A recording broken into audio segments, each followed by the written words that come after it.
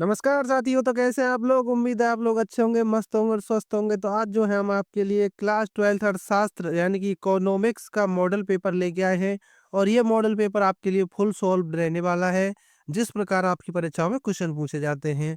तो हमने जो है आपके लिए इसमें 10 बहुविकल्पीय प्रश्न रखे हैं और अति लघु प्रश्न जो है हमने आपके लिए इसमें 6 रखे हैं, लेकिन इसमें 8 लिखा हुआ है। तो इससे आपको कोई दिक्कत नहीं लेनी है, क्योंकि इससे आगे जो आपके मॉडल पेपर आएँगे वो बिल्कुल सीक्वेंस वाइज़ आएँगे, जिस प्रकार आपकी परीक्षाओं में आते हैं।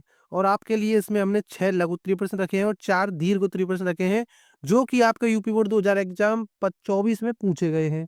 तो आइए बिना देरी किए वीडियो को स्टार्ट करते हैं। तो सबसे पहले आपके आते हैं बहुविकल्पीय प्रश्न, जो कि आपके 1-1 नंबर के होते हैं, जो कि आपको 10 क्वेश्चन पूछे जाते हैं। तो इसमें हमारा सबसे पहला प्रश्न आता है कि बेरोजगारी से संबंधित मुद्दों का अध्ययन किया जाता है व्यष्टि अर्थशास्त्र में, समष्टि अर्थशास्त्र में या व्यष्टि एवं समष्टि अर्थशास्त्र दोनों में, या इनमें से कोई नहीं। तो इसमें हमारा राइट आंसर है ऑप्शन बी। समष्टि अर्थशास्त्र में जो है बेरोजगारी, रोजगार और आपकी राष्ट्रीय आय से जो है इसमें अध्ययन किया जाता है। यानी कि व्यष्टि अर्थशास्त्र के समष्टि अर्थशास्त्र में जो है आपका संपूर्ण अध्ययन किया जाता है किसका? अर्थव्यवस्था का। लेकिन आपके व्यष्टि अर्थशास्त्र में जो है व्यक्तिगत इकाइयों का अध्ययन किया जाता है। ये हमेशा आपको याद रखना है और ये आपके ऑब्जेक्टिव क्वेश्चन में भी पूछा जाता है कि व्यष्टि अर्थशास्त्र में किसका अध्ययन किया जाता है? तो व्यक्तिगत इकाइयों का। समष्टि अर्थशास्त्र में संपूर्ण अर्थव्यवस्था का, बेरोजगारी का, रोजगार का। तो ये भी आपको याद रखना है। अब हमारा नेक्स्ट प्रश्न आता है, विलासिता की वस्तुओं की मांग की कीमत रोज होती है। तो मैं सबसे पहले आपको बता दूं कि विलासिता की वस्तुएं होती कौन-कौन सी हैं। तो विलासिता की वस्तुएं आपकी आती हैं धूम्रपान वाली, जैसे कि शराब होना, सिगरेट होना। तो अब इसमें हमारा आंसर है कि इकाई से अधिक, इकाई से कम, शून्य, अनंत। तो इसमें हमारा राइट आंसर है ऑप्शन डी, अनंत। यानी कि विलासिता की वस्तुओं की मांग की कीमत रोज जो होती है वो अनंत होती है। तो ये भी आपके लिए वेरी वेरी इंपॉर्टेंट क्वेश्चन है। तो इसको जो है दिमाग में रट के जाना, अच्छे से पढ़ के जाना और आप जो है इस वीडियो का एक बार रिवीजन और जरूर करना, अपनी कॉपी में नोट डाउन भी जरूर करना। अब हमारा नेक्स्ट प्रश्न आता है, जब उत्पादन शून्य होता है तो कुल लागत होगी। तो तो शून्य होगी, स्थिर लागत के बराबर होगी, या परिवर्ती लागतों के बराबर होगी, या सीमांत लागत के बराबर होगी। तो आप समझिए कि उत्पादन जब शून्य होगा तो कुल लागत कितनी रहेगी? स्थिर लागत। तो इसमें आपका राइट आंसर है ऑप्शन बी, स्थिर लागत। इसको जो है आपको स्थिर कर लेना है। थोड़ी सी टाइपिंग मिस्टेक हो गई है, वैसे आपको कोई दिक्कत नहीं है। तो जब वस्तु का उत्पादन शून्य होगा तो लागत भी जो है स्थिर होगी, यानी कि उसमें कोई लागत नहीं लगी है। तो ये जो है आपको अच्छे से ध्यान रखना है। अब हमारा नेक्स्ट प्रश्न आता है, पूर्ण प्रतियोगिता के अंतर्गत किसी फर्म की सीमांत आगम होती है? औसत आगम से अधिक, औसम आगम से कम, या औसम आगम के बराबर, या फिर इनमें से कोई नहीं। तो इसमें हमारा राइट आंसर है ऑप्शन ए, औसत आगम से अधिक। यानी कि जब पूर्ण प्रतियोगिता के अंतर्गत किसी भी फर्म की सीमांत आगम होती है तो उसमें क्या होता है, औसत आगम जो है अधिक होती है। अब हमारा नेक्स्ट प्रश्न आता है, उपभोक्ताओं की संख्या में कमी होने के कारण क्या होता है? तो आप अच्छे से जान सकते हैं, अगर उपभोक्ता की कमी होगी तो कीमत जो है घट जाएगी। यानी कि अगर कोई वस्तु को खरीदने वाले उपभोक्ता ही नहीं होंगे तो ऑफिशियली वो जो है उसे बेचने के लिए उसकी कीमत कम कर देंगे। तो इसमें हमारा राइट आंसर कौन सा होगा? ऑप्शन बी, यानी कि संतुलन की कीमत जो है घट जाती है। तो ये जो है इसमें हमारा राइट आंसर है। आपको अच्छे से याद रखना है, जब उपभोक्ताओं की संख्या में कमी होगी तो संतुलन की कीमत जो है हमेशा घटेगी। ये हमेशा आपको याद रखना है। अब हमारा नेक्स्ट प्रश्न है, बचत प्रवृत्ति का अर्थ है। तो बचत तथा आय का अनुपात, या अधिक बचत करने की प्रवृत्ति, या फिर कम बचत करने की प्रवृत्ति, या इनमें से कोई नहीं। तो इसमें हमारा राइट आंसर जो होगा वो होगा ऑप्शन ए, बचत तथा आय का अनुपात। यानी कि प्रवृत्ति का अर्थ होता है बचत तथा आय का अनुपात। ज़ाहिर-सी बात है, अगर आप कोई भी माल प्रोडक्ट करते हैं या सॉरी बेचते हैं, तो आप अगर जो है आप इसमें हमेशा प्रॉफ़िट ही कमाना चाहेंगे, तो उसकी बचत प्रवृत्ति क्या होती है कि आपने जो उसमें लागत लगाई, यानी कि आपने जो उसमें पूँजी लगाई, उस उसको निकाल के आपको जो प्रॉफ़िट हुआ, उसी को जो है बचत प्रवृत्ति कहते हैं।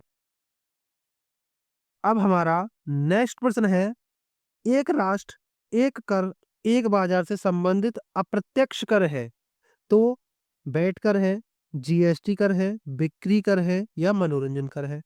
तो एक राष्ट्र यानी कि एक देश, एक कर यानी कि ये सारी वस्तुओं पे मिला के एक ही कर और एक बाजार से संबंधित अप्रत्यक्ष कर, यानी कि वो कौन सा कर होता है? जीएसटी कर।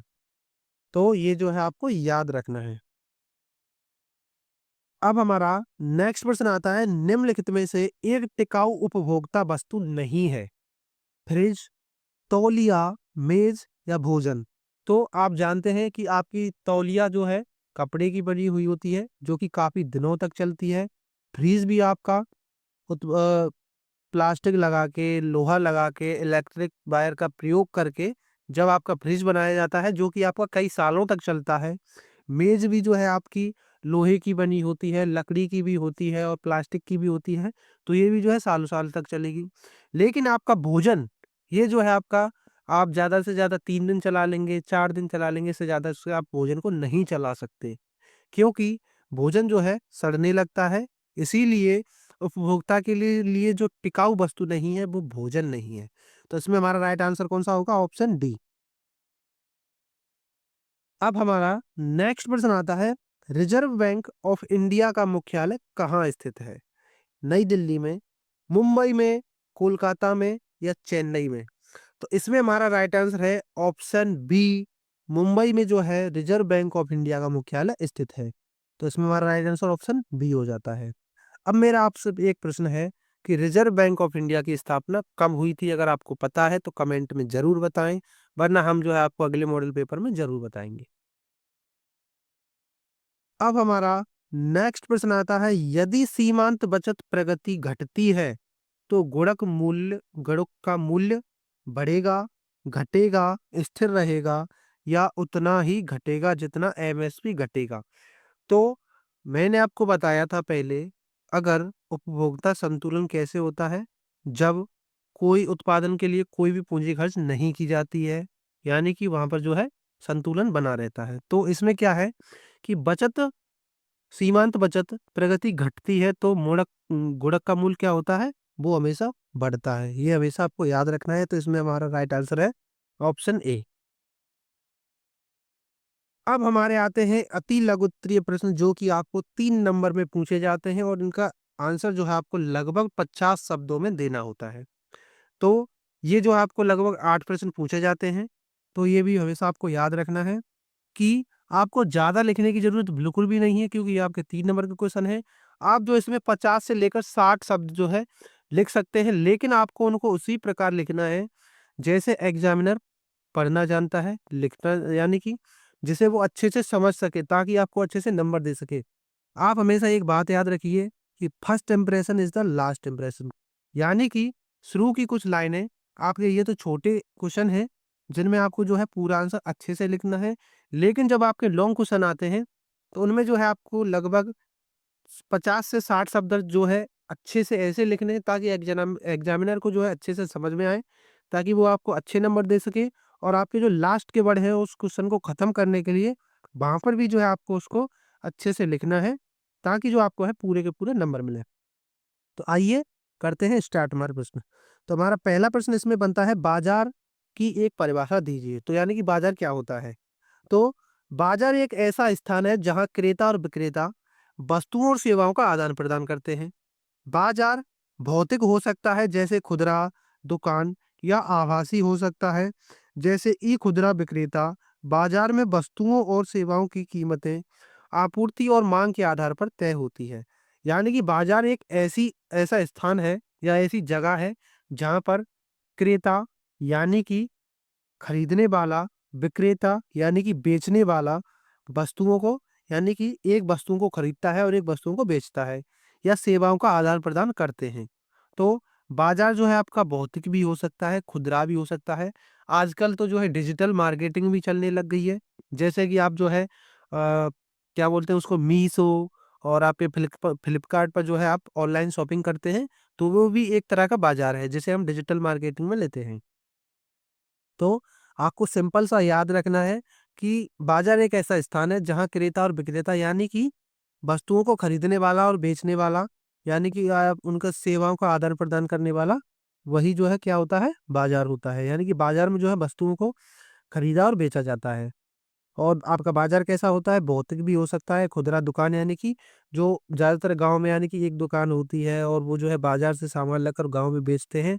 बाजार से सस्ता लेके आए और गाँव में आकर वो थोड़ा, ताकि कुछ पैसे कमा सकें, तो उसमें ज़्यादा बेच देते हैं। तो यही जो है बाजार होता है। अब हमारा नेक्स्ट प्रश्न बनता है आयात व निर्यात। तो मैं आपको सिंपल में बताऊं, आयात और निर्यात एक ऐसी प्रक्रिया है जिसमें आयात का मतलब होता है खरीदना और निर्यात का मतलब होता है बेचना। यानी कि आयात मीन्स लेना, निर्यात मीन्स बेचना। तो आयात अंतर्राष्ट्रीय व्यापार का एक महत्वपूर्ण हिस्सा है तथा यह उन विशेष वस्तुओं और सेवाओं की उपलब्धता सुनिश्चित करता है जब घरेलू बाजार में समान उत्पाद उपलब्ध नहीं होते हैं। और निर्यात वे वस्तुएं या सेवाएँ जो मूल देशों में निर्मित या उत्पादित की जाती हैं और फिर अन्य देशों में उपभोक्ताओं को बेच या निर्यात की जाती हैं। तो आयात यानी कि अगर हम किसी दूसरे देश से व्यापार करते हैं, तो हम जो है उनसे कुछ वस्तुएँ खरीदते हैं और दूसरे देशों को जो है हम बेचते भी हैं। तो वस्तुओं को खरीदना आयात और बेचना निर्यात। तो ये भी जो है आपको याद रखना है। लेकिन ये जो है अंतर्राष्ट्रीय स्तर पर होता है। अब हमारा नेक्स्ट प्रश्न आता है निजी वस्तु किसे कहते हैं? निजी वस्तु यानी कि खुद की वस्तु। तो अब आइए, तो जिन वस्तुओं या सेवाओं को कोई व्यक्ति या संस्था खरीदता है, उन्हें निजी वस्तुएँ कहते हैं। यानी कि आपने कोई एक बाइक खरीदी, तो वो जो है आपकी निजी वस्तु हो गई। या किसी संस्था ने कोई भी एक वस्तु खरीद ली, कार खरीद ली, तो वो भी जो है एक निजी मानी जाती है। और लेकिन जो गवर्नमेंट चीज़ें होती हैं, वो निजी नहीं मानी जाती हैं, वो सार्वजनिक होती हैं। तो ये भी आपको याद रखना है। निजी वस्तुओं के कुछ उदाहरण ये हैं जिनमें भोजन, वस्त्र, सिनेमा और सैटेलाइट टेलीविज़न। तो ये क्या होते हैं? ये जो है आपके निजी वस्तुएँ होती हैं। निजी वस्तुओं का स्वामित्व उस व्यक्ति या समूह के पास होता है जिन्होंने उन्हें खरीदा हो। तो निजी वस्तुएँ किनके पास होती हैं? जो उन्हें खरीदते हैं, तो उन्हीं का स्वामित्व जो है निजी वस्तु पर होता है। तो निजी वस्तुओं के बारे में भी कुछ और बातें और हैं, जिनमें निजी वस्तुओं को किसी और के साथ साझा नहीं किया जा सकता है और निजी वस्तुओं को बेचा या उनका इस्तेमाल करने का अधिकार हस्तांतरित किया जा सकता है। यानी कि आपके पास कोई निजी वस्तु है, आप जो है किसी से उसको बिचवा भी सकते हैं, यानी कि किसी को दे भी सकते हैं। निजी वस्तुओं के लिए आमतौर पर पैसे खर्च करने पड़ते हैं।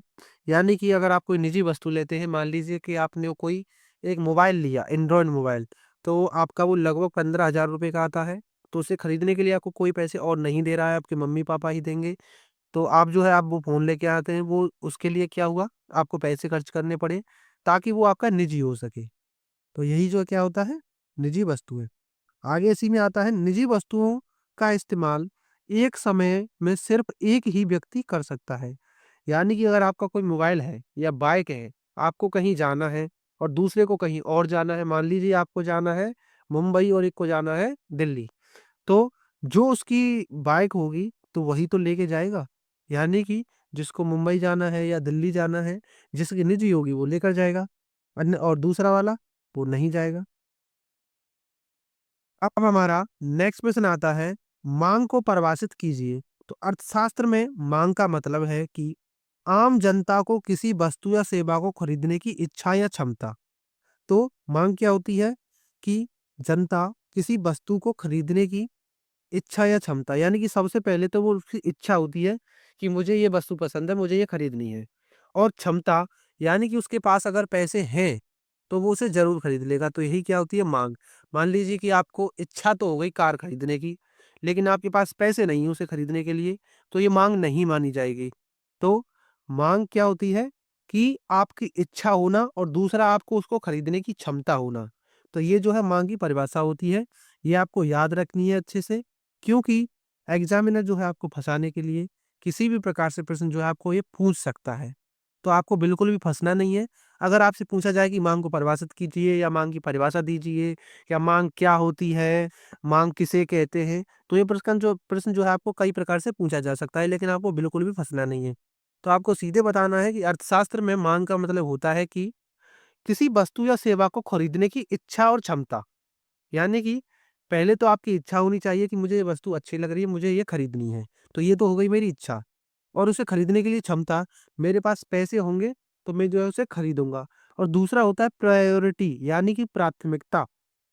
मान लीजिए कि आपको ज़रूरत है पहले भोजन की और आप खरीद रहे हैं कार, तो ये जो है आप जो है आप खरीदने की सोच रहे हैं कार, तो इसमें क्या होगा कि आपको जो इस वस्तु की प्राथमिकता ज़्यादा है, आप उसी को खरीदेंगे। जैसे कि आपको भोजन के बिना आप नहीं रह सकते, लेकिन आप कार के बिना रह सकते हैं। तो इसमें क्या हुआ? तो प्रायोरिटी किसको गई? भोजन को। तो यही जो है प्राथमिकता मानी जाती है। आगे इसी में आता है मांग, एक सूक्ष्म आर्थिक चर जो अर्थव्यवस्था से जुड़ा है। मांग को प्रभावित करने के लिए कुछ बातें ध्यान में रखनी चाहिए। जैसे कि अन्य शब्दों में कहें कि मांग क्या होती है, तो मांग के नियम के मुताबिक किसी वस्तु की कीमत बढ़ने के साथ मांग कम हो जाती है। हालांकि कुछ वस्तुओं, जिन्हें विभिन्न वस्तुएं कहा जाता है, उनकी मांग कीमत बढ़ने के साथ साथ भी बढ़ जाती है। तो विभिन्न वस्तुएं कौन सी होती है? खराब वस्तुएं। यानी कि उनकी मांग जब यानी कि उनकी कीमत जब बढ़ती है तो उनकी मांग भी कभी कभी बढ़ जाती है। लेकिन मांग क्या होता है कि मांग के नियम के मुताबिक एक चीज होती है कि अगर किसी वस्तु की कीमत घट जाती है तो उसकी मांग बढ़ जाती है। लेकिन अगर उस वस्तु की मांग यानी कि उसकी वस्तु की कीमत में मांग यानी कीमत बढ़ जाती है, तो वस्तु की मांग क्या हो जाती है? घट जाती है। यानी कि अगर वस्तु की कीमत बढ़ेगी तो उसकी मांग घटेगी, और यदि अगर वस्तु की कीमत घटेगी तो उसकी मांग बढ़ेगी। तो ये जो है आपको याद रखना है। अब हमारा नेक्स्ट प्रश्न आता है, उत्पादन फलन से आप क्या समझते हैं? यानी कि उत्पादन फलन होता क्या है? तो उत्पादन फलन अर्थशास्त्र में इनपुट और आउटपुट के बीच का एक संबंध को दर्शाने वाला एक गणितीय समीकरण है। इनपुट यानी कि अंदर, आउटपुट यानी कि बाहर, यानी कि अंदर बाहर के बीच के संबंध को दर्शाने वाला क्या है? एक गणितीय समीकरण है। यह बताता है कि किसी निश्चित समय में दिए गए इनपुट का इस्तेमाल करके कितना उत्पादन किया जा सकता है, यानी कि पूंजी का। यानी कि एक निश्चित समय अवधि में उसको आपको दे दिया जाए और उसका इस्तेमाल करके आप कितना उत्पादन कर सकते हैं। तो यही क्या होता है? उत्पादन फलन होता है। अब हमारा नेक्स्ट प्रश्न आता है, पत्र मुद्रा के गुण व दोष बताइए। पत्र मुद्रा होती क्या है? जैसे कि आपका 100 का नोट, पत्र मुद्रा में आते हैं आपके नोट। तो ये भी आपको हमेशा याद रखना है। तो पत्र मुद्रा या कागजी मुद्रा के गुण और दोष इस प्रकार हैं, जिनमें निम्नलिखित है, मान लीजिए या इस प्रकार कीजिए। तो सबसे पहले हम आपको कराने वाले हैं गुण। तो पत्र मुद्रा के गुण क्या होते हैं कि पत्र मुद्रा जो है हल्की होती है और इसे आसानी से गिना भी जा सकता है। यानी कि अगर आपको एक एक के सिक्के दे दिए जाएं, 10,000 दे दिए गए, तो आप जो है उन्हें गिनने में जो है काफ़ी ज़्यादा टाइम लगाएँगे। लेकिन अगर आपको 500-500 के नोट दे दिए जाएँ, तो आपको बस 20 नोट गिनने हैं, यानी कि लगभग उन्हें जो है आप मुश्किल से 20 सेकंड में गिनकर आप तैयार हो जाएँगे। लेकिन अगर आपको हम 10,000 सिक्के देते हैं, उनको जो है गिनने में जो आपको 1 घंटा भी लग सकता है, 2 घंटे भी लग सकते हैं। तो इसीलिए पत्र मुद्रा क्या होती है, उसे गिना भी जल्दी जा सकता है और ये हल्की भी होती है। अगर हम आपको 10,000 सिक्के देते हैं, उनको आपको वज़न को जो है उठाने में जो है काफ़ी तकलीफ भी होगी, यानी कि वो जो है भारी भी होते हैं।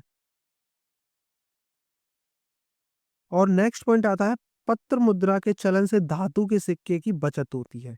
यानी कि कागज की जो मुद्रा होती है, उससे जो है धातु के सिक्के की जो है जो चलना, यानी कि उनको क्या होता है, उनकी बचत भी होती है। जैसे कि आपके पास 5 का सिक्का है, उसको आप चला रहे हैं, लेकिन अगर आपके पास 100 का नोट है, तो उससे जो है क्या होती है, सिक्कों की बचत हो जाती है, यानी कि आपके पास धातुओं की बचत भी हो जाती है। अब हमारा इसी में नेक्स्ट आता है पॉइंट कि पत्र मुद्रा में मांग और पूर्ति में आसानी से समायोजन किया जा सकता है। यानी कि पत्र मुद्रा में जो है मांग और पूर्ति में जो है आसानी से समायोजन किया जा सकता है, और पत्र मुद्रा का इस्तेमाल बड़े-बड़े भुगतानों के लिए किया जा सकता है। यानी कि पत्र मुद्रा का इस्तेमाल बड़े-बड़े भुगतानों के लिए, यानी कि मान लीजिए आपको देने हैं 10 लाख रुपए किसी को, तो आप जो है 500-500 के नोट निकाल के यानी कि गड्डियाँ बना के दे देंगे, यानी कि एक गड्डी जो है आपकी पा 50,000 की होगी, यानी कि आपको लगभग 10 लाख रुपए देने हैं किसी को, तो आपको जो है 20 गड्डियाँ निकाल के दे देनी है। तो इससे जो है आपकी यानी कि भुगतान करने में आसानी हो जाएगी। लेकिन अगर आप सिक्के देते हैं, तो इससे जो है आपको आसानी बिल्कुल भी नहीं होगी। ये जो है मैं आपको पहले भी समझा चुका हूँ। अगला आता है इसी में पॉइंट, पत्र मुद्रा में लचीलापन होता है और इसे आवश्यकता अनुसार बढ़ाया या घटाया जा सकता है।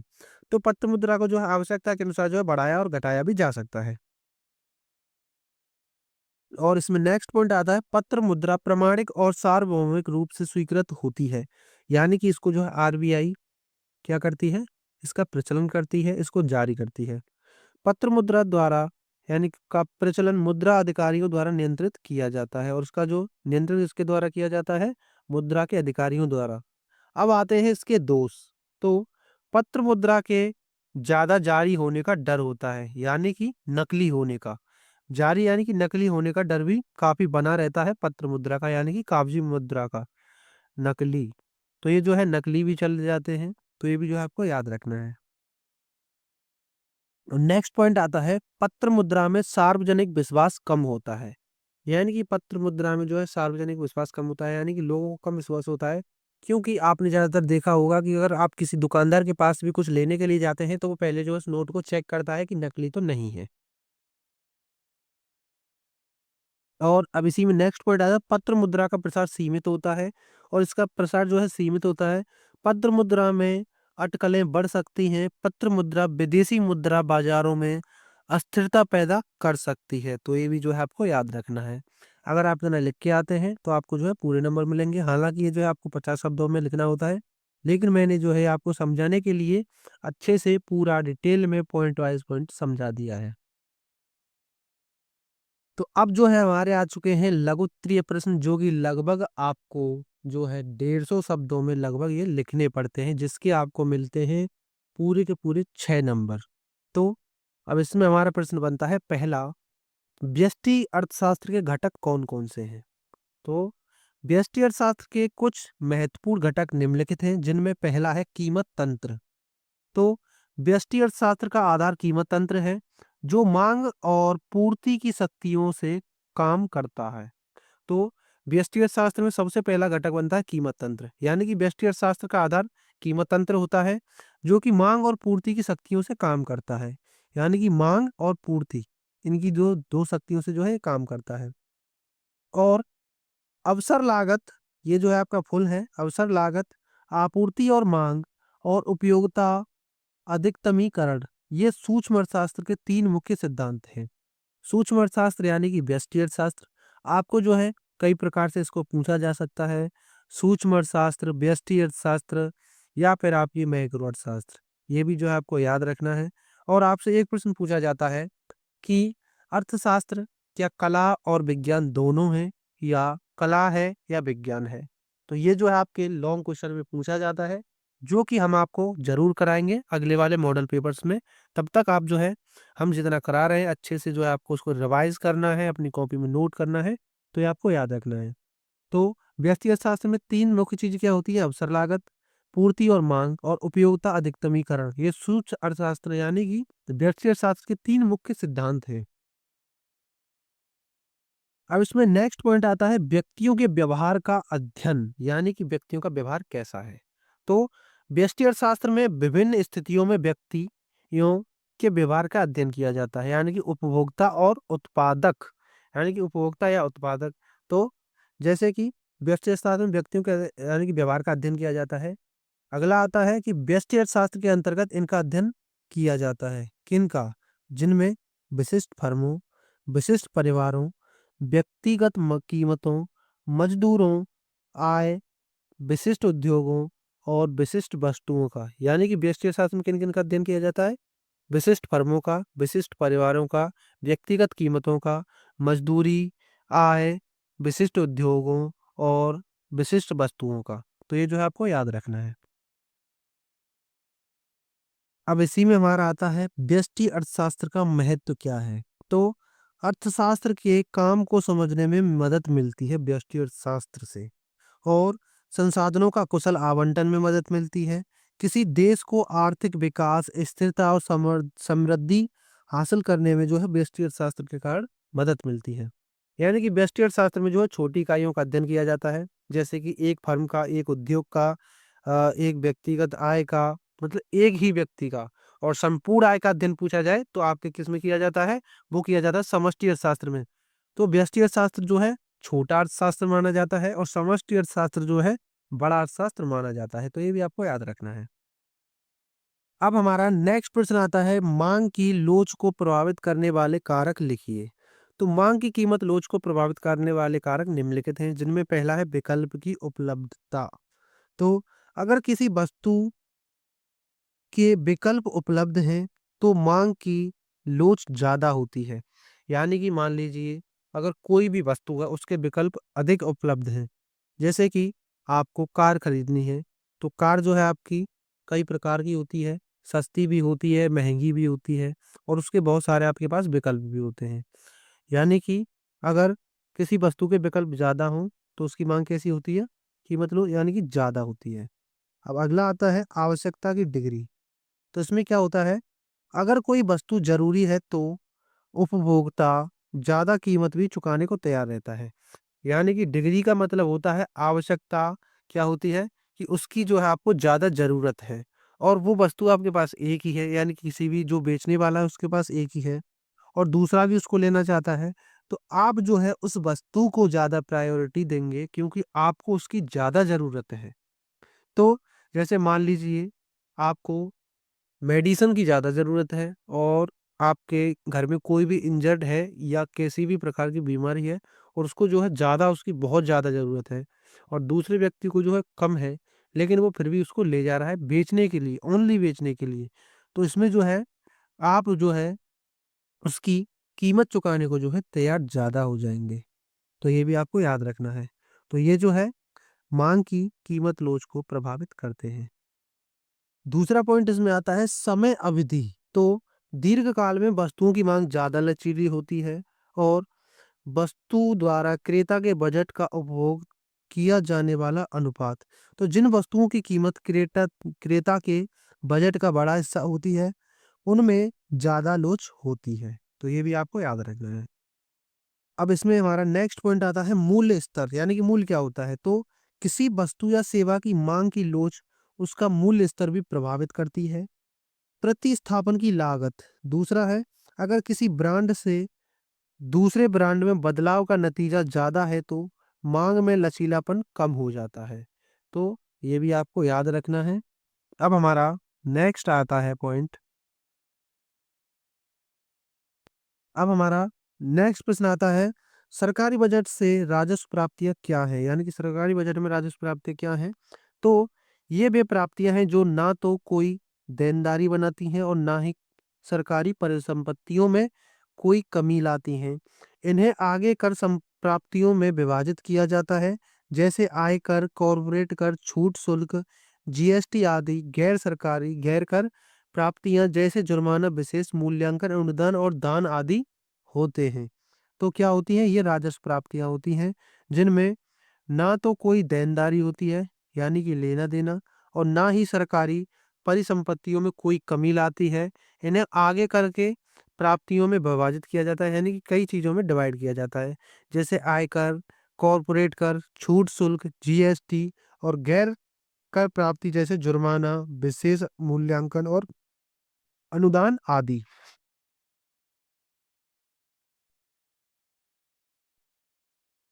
अब हमारा नेक्स्ट प्रश्न है, मुद्रा के मूल्य संचय का कार्य का महत्व बताइए, यानी मुद्रा के मूल्य संचय कार्य का महत्व बताइए। तो इसमें हमारा आंसर है, मूल्य का भंडार अनिवार्य रूप से एक परिसंपत्ति, वस्तु या मुद्रा जिसे भविष्य में मूल्य में गिरावट के बिना बचाया जा सके या पुनः प्राप्त और विनिमय किया जा सके।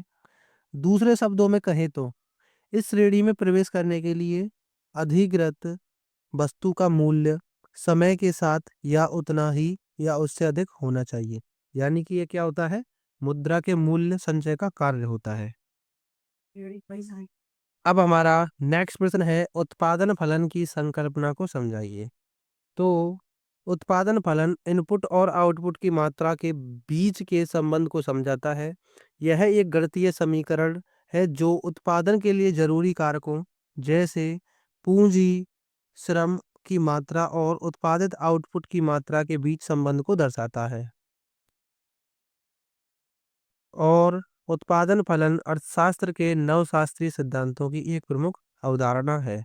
तो उत्पादन फलन क्या होता है कि उत्पादन फलन इनपुट और आउटपुट यानी कि अंदर और बाहर की मात्राओं के बीच के संबंध को समझाता है। यानी कि उपभोक्ता और विक्रेता के किसको संबंध को दर्शाता है। यह एक गणितीय समीकरण है जो कि उत्पादन के लिए जरूरी कारकों जैसे कि पूंजी और श्रम की मात्रा और उत्पादित आउटपुट की मात्रा के बीच संबंधों को दर्शाता है। उत्पादन फलन अर्थशास्त्र के नवशास्त्रीय सिद्धांतों का भी एक अवधारणा प्रमुख करता है और इसका इस्तेमाल सीमांत उत्पाद को परिवर्तित करने और आवंटन दक्षता को अलग करने के लिए किया जाता है। उत्पादन फलन दो तरह का होता है, अल्पकालिक और दीर्घकालिक। अल्पकालिक उत्पादन फलन में उत्पादन के कुछ साधन स्थिर होते हैं, जबकि दीर्घकालिक उत्पादन फलन में उत्पादन के सभी साधनों की पूर्ति परिवर्तनशील होती है। उत्पादन फलन का इस्तेमाल परिवर्तनीय अनुपात के नियम में भी किया जाता है और उत्पादन फलन से यह पता चलता है कि समय की एक निश्चित अवधि में दिए गए उत्पादनों का प्रयोग करके हम कितना उत्पादन कर सकते हैं। तो ये जो है आपको याद रखना है। अब आता है हमारा दीर्घ उत्तरीय प्रश्न जो कि आपको लगभग 200 से 250 शब्दों में पूछे जाते हैं। तो हमारा इसमें पहला प्रश्न है, भुगतान संतुलन किसे कहते हैं? भुगतान संतुलन के असंतुलन के क्या कारण हैं? यानी भुगतान संतुलन और असंतुलन के क्या कारण हैं? तो भुगतान संतुलन सबसे पहले तो किसी देश और बाकी दुनिया के बीच किसी किसी निश्चित अवधि में होने वाले आर्थिक और मौद्रिक लेन देन का रिकॉर्ड होता है। इसमें व्यक्तियों, कंपनियों और सरकार के लेन देन शामिल होते हैं। यानी कि भुगतान संतुलन में क्या होता है कि इसमें जो है किसी भी देश के या किसी व्यक्ति, कंपनी के जो है आर्थिक मौद्रिक लेन देन का रिकॉर्ड होता है और इसमें व्यक्तियों, कंपनियों और सरकार के लेन देन भी शामिल होते हैं। भुगतान संतुलन की जनगणना आमतौर पर हर तिमाही यानी कि 3 साल, हर तिमाही या साल में की जाती है। हर तिमाही यानी कि 3 महीने में या फिर साल में की जाती है। आगे इसमें आते हैं, भुगतान संतुलन में और असंतुलन के कई कारण हो सकते हैं। यानी कि भुगतान संतुलन और असंतुलन के कई कारण हो सकते हैं, जिनमें पहला आता है आर्थिक कारण। तो सरकार द्वारा विकास पर ज़्यादा खर्चा करने के बड़े पैमाने पर आयात होता है और घरेलू बाजार में मुद्रास्फीति यानी मुद्रास्फीति की वजह से ज़्यादा सामान आयात करना पड़ता है। तो भुगतान संतुलन और असंतुलन में सबसे पहला कारण क्या होता है? आर्थिक कारण। और मशीनरी, तकनीक और उपकरण जैसी चीजों के आयात को रोकने के लिए विदेशी नकदी का प्रवाह बढ़ जाता है। दूसरा आता है चक्राकार असंतुलन, जिसमें व्यापार चक्रों के कारण तेजी और मंदी आती है। व्यापार में क्या आती है? व्यापार चक्रों के कारण तेजी और मंदी, यानी कि कभी तो तेज चलने लगता है, कभी धीरे धीरे चलने लगता है, जिससे भुगतान संतुलन में असंतुलन हो जाता है। यानी कि जिसके कारण भुगतान संतुलन में जो है असंतुलन हो जाता है, यानी कि भुगतान का संतुलन बिगड़ जाता है। अब आता है इसी में नेक्स्ट पॉइंट, मार्केट में त्रुटियां। तो कुल भुगतान संतुलन हमेशा शून्य नहीं होता, यह माप त्रुटियों के कारण हो सकता है। भुगतान संतुलन में असंतुलन को ठीक करने के लिए आयात को कम करना और निर्यात को बढ़ाना होता है। तो भुगतान संतुलन में असंतुलन को ठीक करने के लिए जो है आयात को कम करना होता है और निर्यात को ज़्यादा बढ़ाना होता है। यानी कि आयात जिसे हम लेते हैं, निर्यात जिसे हम देते हैं। अब हमारा नेक्स्ट प्रश्न आता है, केंद्रीय बैंकों के मुख्य कार्य बताइए। तो केंद्रीय बैंक के मुख्य कार्य मौद्रिक नीति को विनियमित करना, बैंकों और वित्तीय संस्थानों की देखरेख करना, बैंकों को आपातकालीन निधि प्रदान करना, यानी कि आपातकालीन यानी कि इमरजेंसी सहायता में यानी कि पैसे देना, और राष्ट्रीय मुद्रा जारी करना, उसका प्रबंधन करना, आर्थिक विश्लेषण और अनुसंधान करना, सुचारू लेन-देन के लिए भुगतान प्रणाली का प्रबंधन करना और आर्थिक विकास और स्थिरता को बढ़ावा देना। तो ये जो क्या होते हैं बैंक के मुख्य कार्य होते हैं किसके? केंद्रीय बैंक के जो है क्या होते हैं मुख्य कार्य। केंद्रीय बैंक किसे कहते हैं? भारतीय रिजर्व बैंक यानी कि आरबीआई। तो केंद्रीय बैंक के मुख्य कार्य क्या-क्या होते हैं? जिसमें मौद्रिक नीति को विनियमित करना होता है, बैंकों को वित्तीय संस्थानों की देखरेख करना होता है, और बैंकों को जो कॉमर्शियल बैंक होते हैं जिन्हें हम वाणिज्यिक बैंक बोलते हैं, व्यापारिक बैंक बोलते हैं, उनको इमरजेंसी काल में यानी कि इमरजेंसी टाइम पर जो है उनको पैसे देना होता है, राष्ट्रीय मुद्रा जारी करना होता है, और उसका प्रबंधन भी करना होता है, आर्थिक विश्लेषण और अनुसंधान भी करना होता है। तो ये जो है केंद्रीय बैंकों के कार्य होते हैं, और केंद्रीय बैंक बैंक जो है हर देश में पाई जाती है। और केंद्रीय बैंकों के 5 प्रमुख कार्य हैं, जिनमें पहला है मौद्रिक नीति का संचालन करना, यानी कि मुद्रा को जारी करना। तो केंद्रीय बैंक मुद्रा आपूर्ति, मुद्रा मूल्य और ब्याज दरों को निर्धारित करने में मदद करता है, यानी कि मौद्रिक नीति का संचालन करता है। अब आता है बैंकों और वित्तीय संस्थानों की देखरेख करना। तो केंद्रीय बैंक जो है बैंकों की नियामक नीतियों को बनाता है और उनकी देखरेख करता है। अगला पॉइंट आता है राष्ट्रीय मुद्रा जारी करना और उसका प्रबंधन करना। तो केंद्रीय बैंक अपने देश या क्षेत्र में ही मुद्रा छापने का अधिकार रखता है, यानी कि उसको कितने पैसे छापने हैं ये बताता है वर्ल्ड बैंक, और उसी के अनुसार जो है 100 के नोट कितने छापने हैं, 500 के कितने छापने हैं, 1000 के कितने छापने हैं, और उनको जो है जारी भी करना होता है। किसका काम होता है? केंद्रीय बैंक का। और हमारे देश में केंद्रीय बैंक कौन सी है? आरबीआई। तो ये भी आपको याद रखना है। अब नेक्स्ट पॉइंट आता है सरकार का बैंकर और बैंकों का बैंकर के रूप में काम करना।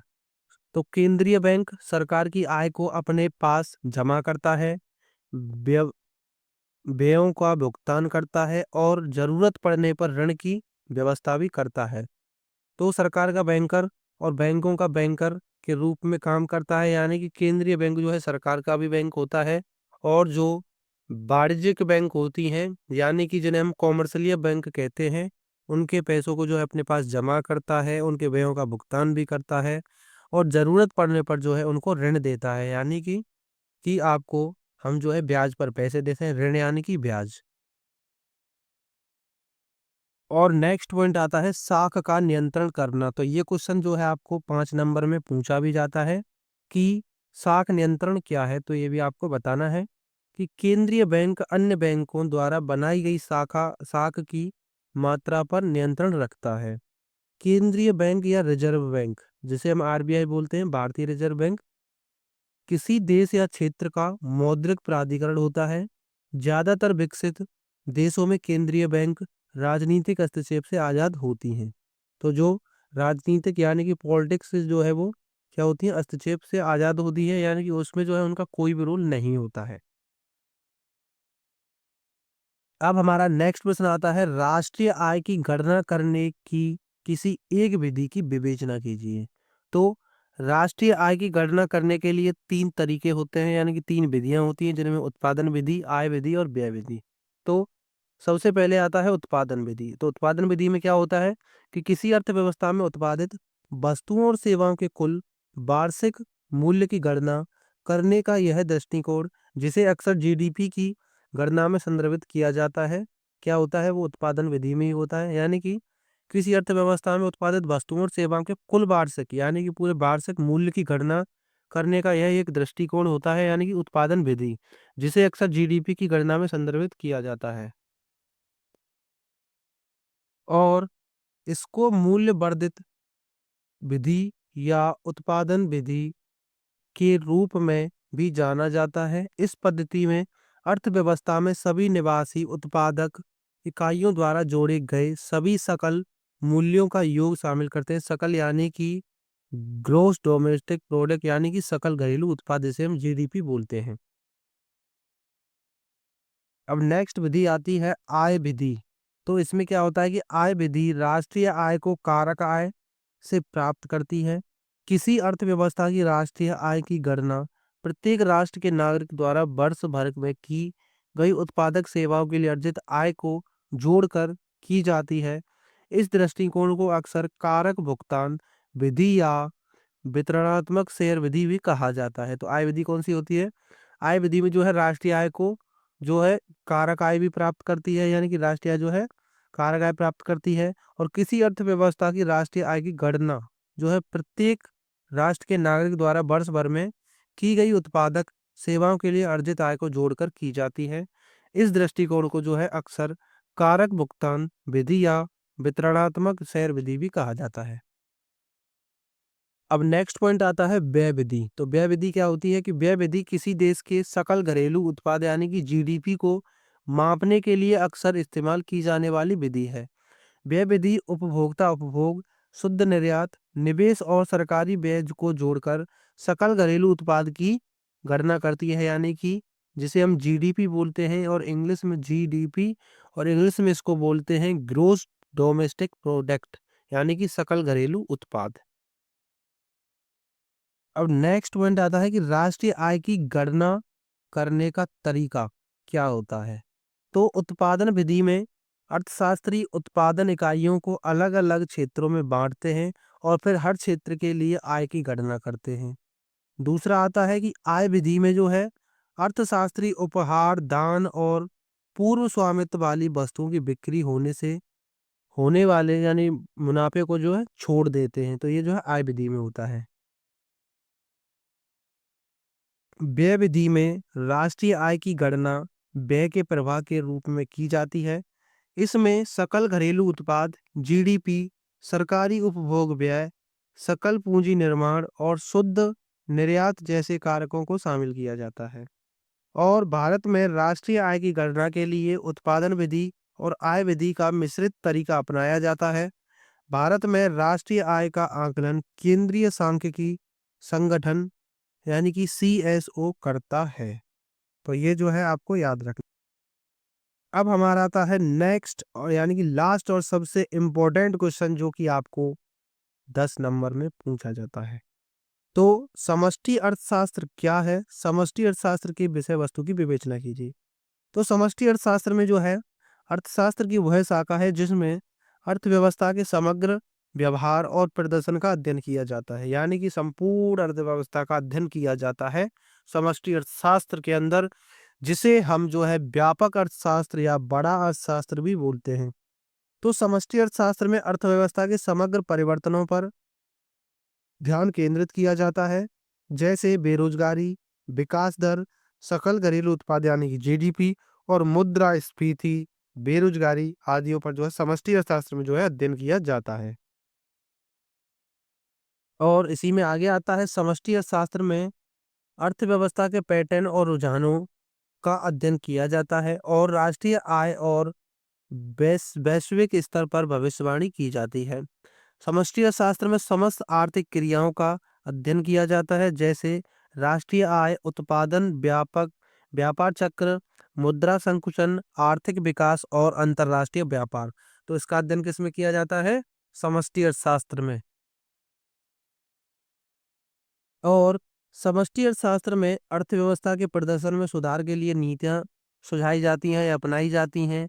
और समष्टि अर्थशास्त्र को मैक्रो इकोनॉमिक्स भी कहते हैं, यानी कि बड़ा अर्थशास्त्र, जिसे जॉन मेनार्ड कीन्स को समष्टि अर्थशास्त्र का प्रवर्तक भी माना जाता है। यानी कि अगर आपसे जो है ऑब्जेक्टिव क्वेश्चन में पूछा जाता है कि समष्टि अर्थशास्त्र का प्रवर्तक या जनक किसे माना जाता है, तो वो किसको माना जाता है? जॉन मेनार्ड कीन्स को। और अगर आपसे पूछा जाए कि अर्थशास्त्र यानी कि आधुनिक अर्थशास्त्र का जनक किसे माना जाता है, तो वो माना जाता है एडम स्मिथ को। और आपसे पूछा जाता है कि धन संबंधी जो परिभाषा दी है वो किसने दी है, तो वो भी जो है एडम स्मिथ ने दी है। और अगर आपसे पूछा जाए कि कल्याणकारी अर्थशास्त्र की परिभाषा किसने दी है, तो वो दी है अल्फ्रेड मार्शल ने, जो कि आपको ऑब्जेक्टिव क्वेश्चंस में पूछे जाते हैं। लेकिन आपको चिंता करने की कोई ज़रूरत नहीं है।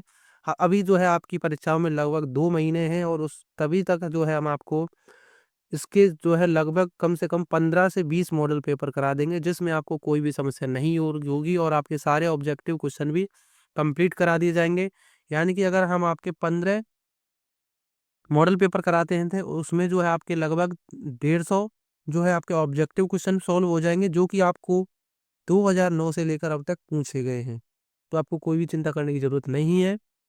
और हम जो है एक 3 से 2 घंटे की एक वीडियो लेके आएँगे, जो कि सिर्फ़ ऑब्जेक्टिव क्वेश्चन की होगी और जिसमें जो है आपको लगभग कम से कम 200 से 250 क्वेश्चन कराए जाएँगे, ऑब्जेक्टिव क्वेश्चन जो कि आपकी परीक्षाओं में पूछे जाते हैं। फिर उसके बाद एक आपके लिए 3 से 4 घंटे की क्लास होगी, जिसमें हम आपको सारे के सारे सब्जेक्टिव क्वेश्चन कराएँगे, जो कि लॉन्ग होंगे उनमें और कुछ छोटे क्वेश्चन होंगे, जो कि आपको 3 नंबर और 6 नंबर में पूछे जाते हैं। तो उस 3-4 घंटे की क्लास में लगभग आपके लिए जो है कम से कम 60 से 70 क्वेश्चन रखे जाएँगे। और अब आता है नेक्स्ट, समष्टि अर्थशास्त्र की विषय वस्तु क्या है? तो समष्टि अर्थशास्त्र में समस्त आर्थिक क्रियाओं का संपूर्ण रूप से अध्ययन किया जाता है। राष्ट्रीय आय, उत्पादन, रोजगार, बेरोजगारी या व्यापार चक्र, सामान्य कीमत स्तर, मुद्रा संकुचन, आर्थिक विकास, अंतर्राष्ट्रीय व्यापार आदि इसकी आर्थिक क्रियाएं जिनका विश्लेषण इसके अंतर्गत किया जाता है। तो ये जो है समष्टि अर्थशास्त्र की विषय वस्तु है। और अब जो है हमारा ये मॉडल पेपर यहीं पे समाप्त होता है। उम्मीद है आपको अच्छे से समझ में आया होगा और वीडियो पसंद आई है तो प्लीज़ वीडियो को लाइक करें, चैनल को सब्सक्राइब करें। मिलते हैं नेक्स्ट वीडियो में, तब तक के लिए जय हिंद।